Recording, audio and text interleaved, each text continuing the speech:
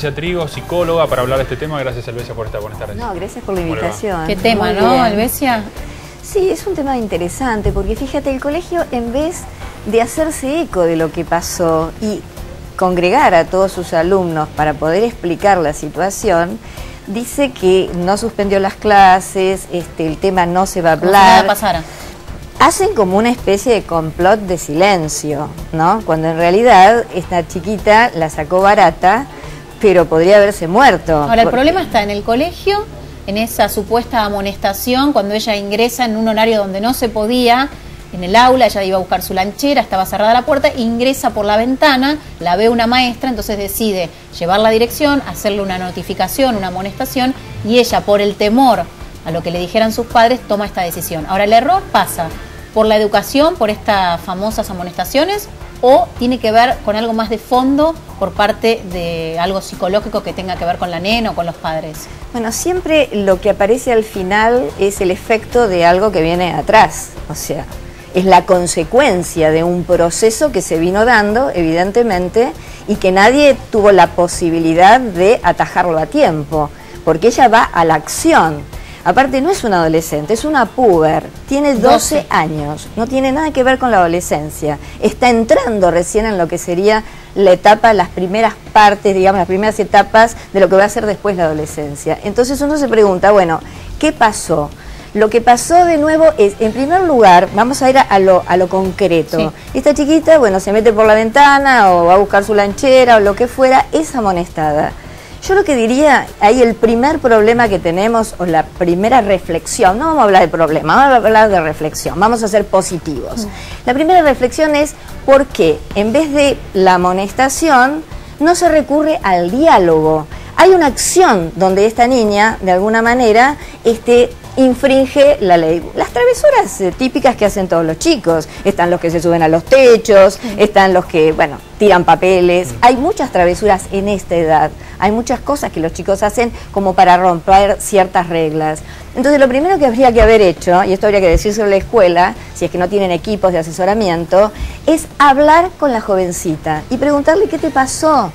No la sanción directa. Ese es el primer punto. Más aún sabiendo que esta chica, acá Graciana nos comentaba hay que psicólogas en el había colegio. Un gabinete que ya la había tratado, es decir, la tenían visualizada como una chica con algunos detalles a saber.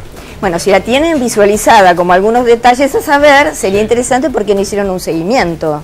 O sea, de aquella persona que se supone que puede pasar algo, porque por lo que dice el artículo acá, había problemas en la familia, había situaciones de violencia dentro de la familia.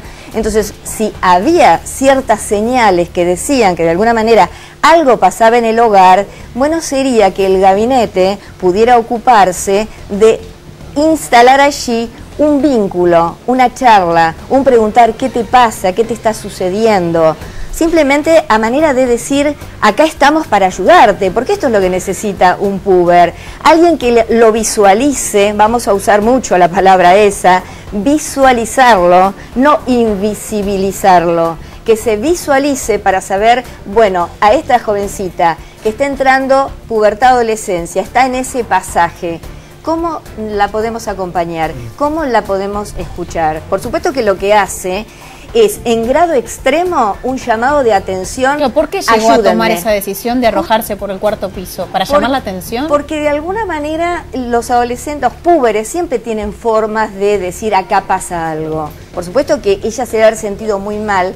Para que alguien haga este acto, entre en este acting no, es un acting out para los psicoanalistas, de arrojarse al vacío, ¿no es cierto? Porque no importa si la baranda era corta, no. Ahí hay una intención realmente de decir la angustia que esta pequeña tenía. Yo lo que quiero transmitir hoy es la angustia que tenía y que nadie le escuchó. Bueno, la chica la transmite la angustia, porque antes de tirarse dice me quiero morir. O sea, lo que representaba para esa chica es llevar esa sanción a la casa. Era eso, me quiero morir, llevar la sanción a la casa me parece. Y que ya había manifestado que quería que los estantes se le caigan encima, digo, ya tenía algunos dichos que eran un poco controvertidos. Antes de tirarse ella dijo, o voy a mi casa con la sanción o me quiero morir. O sea, la situación es tremenda, del extremo, llegar a ese extremo era llevar la sanción a la casa. Entonces, ¿qué pasa en la casa y la relación ella con la casa? Claro, por un castigo.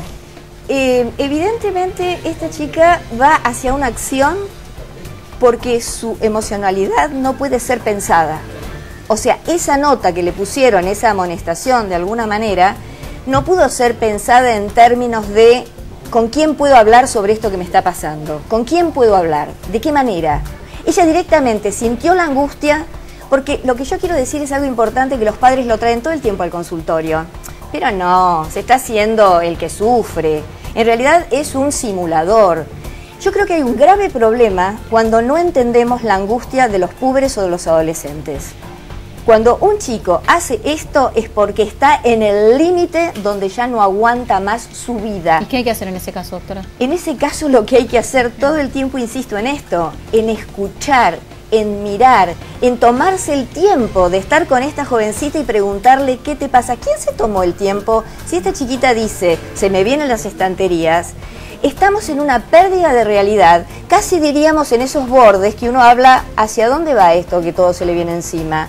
¿Es por la angustia o estamos cerca de un cuadro mucho más grave que puede ser un brote psicótico? No digo que sea el caso, pero quiero decir que cuando uno escucha, ustedes están escuchando muy bien, que realmente la jovencita está planteando que los libros se le vienen encima.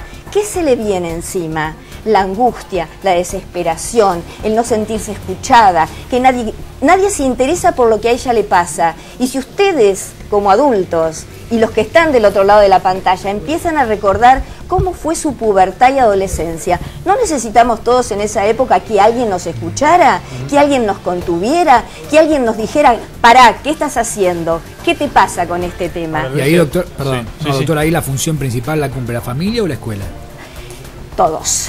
La función principal la cumplen todos en este momento. La familia, la escuela y el Estado.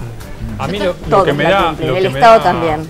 Lo que me da terror pensar es que si el piso donde cae esta chica, Eliana, no hubiera sido de goma o de plástico, Se hubiera De goma muerto, eva. mejor. ¿y qué hubiéramos estado hablando, Albesia, de un caso Bueno, de de hecho está suicidio? internada, ¿no? Y hubiéramos estado hablando, claro, posiblemente edad? hubiera... Y sí, el suicidio, yo he tenido chicos que quieren suicidarse a los 7 años. O sea, como ¿A los que- 7 años? Claro, mandan una cartita a la madre, se la dejan en algún lugar diciendo, mamá, me quiero morir. Entonces, Bueno, la- ella lo dijo acá, ¿eh? Ay, Me quiero morir, lo se dijo quiere antes de morir. tirarse. Sí, y es importante, pero no lo pudo tomar en serio el colegio. Las compañeras, porque acá hay Las otro dos tema. compañeras que intentaron agarrarla, sí. No, Y escucharon eso y contaron Pero tienen la eso, misma ¿eh? edad. ¿Qué no, pueden llegar pero a las ser? compañeras, me refiero a este tema. ¿Se acuerdan cuando hablamos de bullying que era importante que los chicos empezaran a ser solidarios, el complejo fraterno, o sea, ser cuidadosos entre ellos? Sí. Hay que enseñarle a los chicos de una escuela, porque los chicos no lo saben, esto hay que aprenderlo y los docentes se les tienen que transmitir, que cuando escuchan estas cosas, inmediatamente recurran al adulto, que el adulto se supone va a saber qué hacer. En este caso, si las compañeras sabían lo que ella estaba pensando, que se le venían las cosas encima, que realmente tenía problemas en la casa, de nuevo acá se Pero escapó la liebre. no estamos en una etapa en que los púberes, adolescentes, hasta aquellos quienes tienen 30 años y demás, subestiman un poco a los adultos. Yo creo que estamos en una etapa hoy en día en que se subestima al adulto, se subestima al abuelo, al adulto mayor que tiene experiencia de vida, como que no tiene autoridad la palabra de ellos. En otra etapa sí, hoy no lo veo yo. Claro, pero entonces justamente volvamos a lo que serían unos reaprendizajes. Habría que volver a hacer deconstrucción y construcción de lo que es el adulto y el respeto que hay que tenerle. Pero el adulto, a su vez, tienen que hacerse respetar. ¿Y cómo se hace respetar un adulto? Sea padre o en la casa el docente, en la escuela el docente. Con el conocimiento, con la dedicación, con el trabajo, con el esfuerzo, con la mirada. Yo ¿Y qué pasa con los tuiteé, límites?